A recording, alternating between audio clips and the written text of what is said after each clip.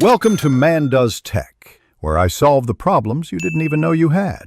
You start by confirming the essentials. Sign in to the same Apple ID in Settings, Messages, and FaceTime because iMessage links to that account. Once done, make sure you have an active Wi-Fi or cellular connection and toggle airplane mode briefly to refresh radios. Also verify date and time are set automatically. Incorrect times block activation. Finally, restart the iPhone to clear temporary glitches. This often resolves the activation handshake without any further steps.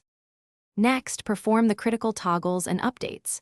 Go to Settings, Messages, switch iMessage off, wait about 10 seconds, and turn it back on to force reactivation.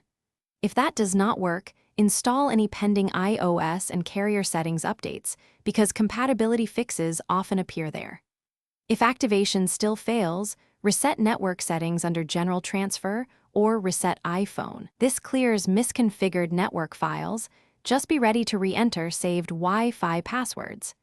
These steps address most middle-stage problems.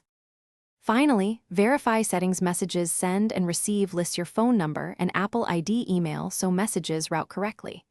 If you recently toggled settings, allow up to 24 hours for iMessage activation servers to process the change.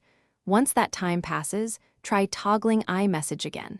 If problems persist, sign out of your Apple ID on the device and sign back in to refresh account tokens. Troubleshooting tip: if activation errors continue, check Apple system status, and then contact Apple support with. Thanks for watching. If you found this helpful, don't forget to like and subscribe.